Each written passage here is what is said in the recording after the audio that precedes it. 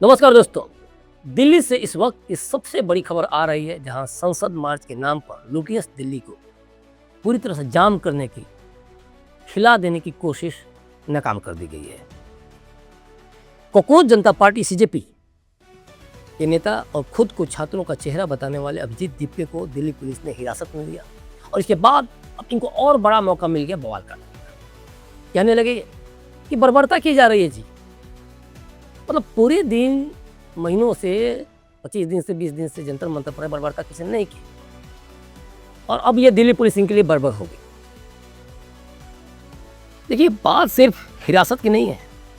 सबसे बड़ा सवाल संसद के भीतर और बाहर की क्रोनोलॉजी को लेकर खड़ा हो गया है। ये कर क्या रहे थे दिल्ली के सड़कों पर? पत्थरबाजी हो रही थी। 40 से 50 जवान और प्रदर्शनकारी घायल हो गए, ऐसी खबरें भी आ रही है। और विपक्ष नेता क्या कह रहे थे? मनीष सिसोदिया सड़कों पर टहल रहे थे, आतिशी मर्द सड़कों पर टहल रही थी जंतर मंतर। राहुल गांधी, प्रियंका वाड्रा के मुंह से कुछ जुबान नहीं था। सुरक्षा पर खतरा मंडरा रहा था, संसद तरफ लोग बढ़ रहे थे और इन लोगों ने चुप्पी साध ली। समाजवादी पार्टी के कार्यकर्ता और जो अन्य समर्थक है, डिम्पल यादव भी जो देखा गया, उनको भी वो भी आई थी, हिरासत में लिया गया, बाद में उनको छोड़ भी दिया गया। ये हो क्या रहा था?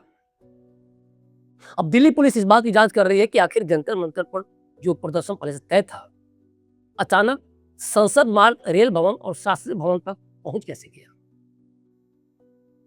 क्या इसके पीछे कोई गहरी सोची समझी रात वाली साजिश थी? आज के इस वीडियो में उस पर्दे के पीछे के खेल को हम बेनकाब करेंगे, जिसके बारे में कोई बात नहीं कर रहा है। हम बताएंगे कि कैसे भूख हड़ताल टूटने से ठीक पहले कोकरोच जनता पार्टी के अभिजीत दीपके साहब 4-5 घंटे के लिए गायब हो गए थे। यही वही अभिजीत दीपके हैं जिनके ट्विटर पर अंग्रेजी में क्रांति लिखने वाले मैसेज आते हैं। आम छात्रों को गुमराह किया जा रहा है। रात के व्हाट्सएप ग्रुप और 12:30 से 1 बजे करीब में के जो चैट्स हैं, जब देश फुटबॉल वर्ल्ड कप देख रहा था और दिल्ली को घेरने की प्लानिंग हो रही थी, उसमें देखा जाए ये चीजें आ रही है निकल के। अब रेल भवन और शास्त्री भवन की वो एक्सक्लूसिव तस्वीरें लगातार आप देख रहे हैं कि जहां कुछ घंटे पहले आंसू के गैस के गोले चल रहे थे, अब वहां का क्या माहौल है? इस पूरे आंदोलन के सबसे बड़े विरोधाभास को समझना बेहद जरूरी है। अभिजीत दीपके देश से छात्रों का चेहरा बनने का दावा करते हैं, लेकिन उनकी राजनीति की जो बुनियाद है जमीन से कटी हुई है, इसमें कोई दो राय नहीं। आप जाइए, कोकरोच जनता पार्टी की जरा ट्विटर हैंडल देखिए, एक्स को देखिए, कहीं भी हिंदी का एक वर्ड नहीं, हर पोस्ट अंग्रेजी में। ये हकीकत बड़ी हैरान करने वाली है।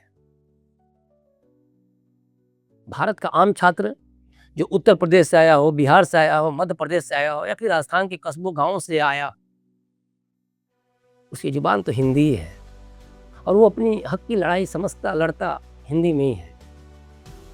अपनी मातृभाषा में चीज़ों को जितना अच्छी तरह से समझ सकता है, वो अंग्रेजी में नहीं समझेगा। जो नेतृत्व भारत की मूल भाषा में बातचीत तक नहीं कर सकता, जो सोशल मीडिया पर सिर्फ एक खास लुटियंस या एलिट क्लास को खुश करने के लिए अंग्रेजी में बोस्टन वाला नैरेटिव सेट करता है, वो देश के करोड़ों सामान्य पृष्ठभूमि वाले छात्रों का प्रतिनिधित्व कैसे कर सकता है? तो उस पर कितना भरोसा किया जाए, ये तो छात्रों को समझना चाहिए। साफ तौर पर यह देश के भोले भाले छात्रों को गुमराह करने और एक विदेशी या एलिट या स्टंट के जरिए खुद को चमकाने की बेमानी कोशिश है अभिजीत दीपके द्वारा, सौरभ दास द्वारा, इसमें कोई दो राय नहीं।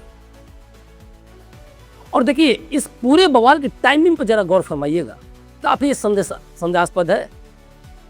एक दिन पहले शाम को सोनम वांगचुक की पत्नी ने बेहद पॉजिटिव स्टेटमेंट दिया कि अगर सरकार का कोई बड़ा मंत्री या जिम्मेदार अधिकारी बातचीत की पहल करता है और संसद में इस मुद्दे पर सिर्फ चर्चा का आश्वासन भी मिल जाता है, तो वे भूख हड़ताल खत्म कर दें। अब यही अभिजीत दीपके के लिए, कोकरोच जनता पार्टी के लिए आफत हो गया, तो मामला ही खत्म हो जाएगा।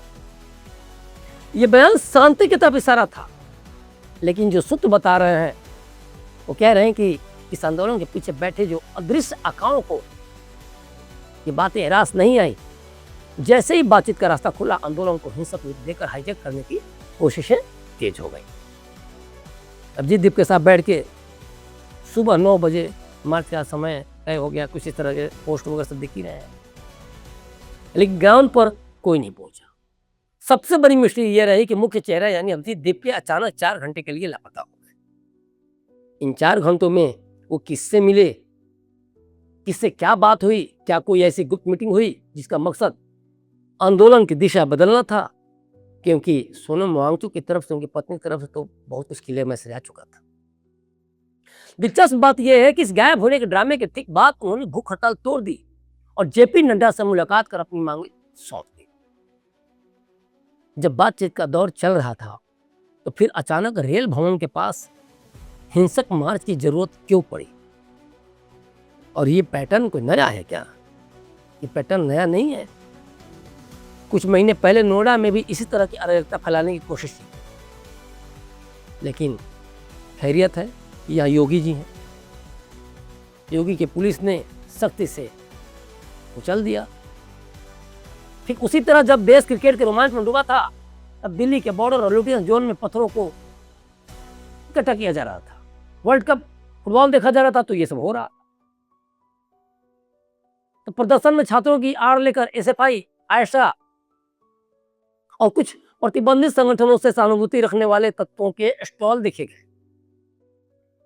यह आंदोलन छात्रों की समस्याओं जैसे नीट या रोजगार पर केंद्रित रहने के बजाय बस नाम रहेगा अल्लाह का, टुकड़े टुकड़े गए हिंदू मुस्लिम ब्राह्मणवाद के खिलाफ राजनीति और नारे और इस तरह के धार्मिक और उग्र नारों की तरफ यह आंदोलन देखा जाए तो मुड़ गया, जो इसके असली मकसद पर सवाल खड़े करता है। विपक्ष के कुछ नेता लंबे समय से देश में जेनजी प्रोटेस्ट यानी कि युवाओं का विद्रोह बस उम्मीद लगा के बैठे, कैसे जेनजी प्रोटेस्ट हो, कैसे इंडिया नेपाल बन जाए, बांग्लादेश बन जाए। संसद के भीतर और बाहर दिए गए बयानों में बार बार श्रीलंका, नेपाल और बांग्लादेश जैसी हिंसक क्रांतियों का उदाहरण दिया जा रहा था और दिमाग में कि फितूर है। ऐसा लग रहा था कि सुबह तो कुछ बड़े नेता इस इंतजार में थे कि दिल्ली में कोई बड़ा हिंसक मोड़ आए, पुलिस की तरफ से कोई बड़ी चूक हो जाए। कुछ लोगों को वहां दिल के दौरे पड़ रहे थे, कुछ लोग बेड़गी खाकर गिर रहे थे, दुआ कर रहे कोई इसमें से मर जाए ताकि उस पर राजनीतिक रोटियां सेक सके। लेकिन जैसे दिल्ली पुलिस ने मुस्तैदी दिखाई, लुटियंस जोन पूरी तरह से साफ कर दिया और प्रदर्शनकारियों को खदेड़ दिया। उसी समय संसद पहुंचे राहुल गांधी और प्रियंका वाड्रा पूरी तरह साइलेंट मोड में चले गए। एक भाई अब तो दाल नहीं गली। शास्त्री भवन, रेल भवन, इंडिया गेट की लॉन से प्रदर्शनकारियों को बुरी तरह से खदेड़ा गया और वहां फोकस था सीजेपी का कि भाई ये क्लिप काटो, ये क्लिप काटो, ऐसे दिखाओ दिल्ली पुलिस अत्याचारी है। लुटियंस जोन में अब शांति है, लुटियंस दिल्ली में शांति है। फोकस जंतर मंतर शिफ्ट हो गया है, जहां अब यह आंदोलन पूरी तरह से कहा जाए लीडरलेस हो चुका है। दिल्ली पुलिस के पास अपने तमाम व्हाट्सएप ग्रुप का डेटा है, जहां रात के अंधेरे में भीड़ जुटाने और शहादत का माहौल बनाने की बातें की जा रही थी। छात्र हितों के नाम पर देश की राजधानी को बंधक बनाने की यह साजिश फिलहाल नाकाम होती दिख रही है, लेकिन जांच के दायरे में कई बड़े नाम अभी बाकी हैं। जिस तरीके से लगातार इनके जहन में चल रहा है, पार्टियां 10-10 साल 15-15 साल से सत्ता से दूर हैं, बुलबुलाहट है, उम्र बढ़ती जा रही है। राहुल गांधी की उम्र देखिए, अखिलेश यादव की उम्र देखिए, ममता बनर्जी की उम्र देखिए, अब तो इनको ताजा बंगाल से भगाया गया है और ये जनता भगा रही है। मोदी और योगी अमित शाह का दिन नहीं है। आरोप चाहे विपक्ष जो भी लगाए, वोट चोरी चाहे तमाम तरह की बातें वो करती रहती है, विपक्ष या उसके नेता करते रहते हैं। लेफ्ट का तो कोई नामो निशान नहीं है, बिना खराब भी देखी जंतर मंतर पे। लेकिन ये जो सुबुगाहट, ये जो बौखलाहट है, तो सिर्फ सत्ता के लिए है। देश के पढ़ने वाले छात्र वहां कितने थे, ये देश की जनता भी जानती है। अन्यथा 1 महीने में आंदोलन पता नहीं कहां से कहां पहुंच चुका। बैठे हैं ना 20-22 दिन से बैठे हुए हैं ना यहाँ। इनकी कोशिश जिस तरीके से अभिजीत दीपके ने अपना करामात किया, या जिस तरह से आम आदमी पार्टी के जो नेताओं ने किया या फिर जो सीजेपी के ही नेताओं ने किया, उससे साफ समझ में आ रहा है कि कोई नहीं चाहता है कि सरकार से बात हो, कुछ पॉजिटिव बात हो। अब तक यही बात हो रही थी, सरकार नहीं मिल रही थी। सौरभ दास से मिले रहे ना नड्डा, क्या हुआ? मतलब आप डिसाइड करेंगे कि अभी तो धर्मेंद्र प्रधान का इस्तीफा हो जाए तभी हम प्रदर्शन रोकेंगे। सोनम वांगचुक कि जब पत्नी ने साफ इशारा कर दिया तो चीजों को क्यों दबाने की कोशिश नहीं की गई, उसको और ज्यादा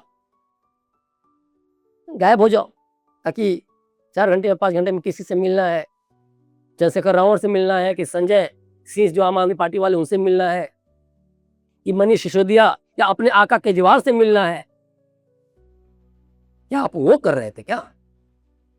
और इतना आसान है भारत को नेपाल या बांग्लादेश बनाना? खैर, हमारा ये वीडियो कैसा लगा हमें कमेंट बॉक्स में कमेंट कर जरूर बताएं और हमारे चैनल को जरूर सब्सक्राइब करें। धन्यवाद।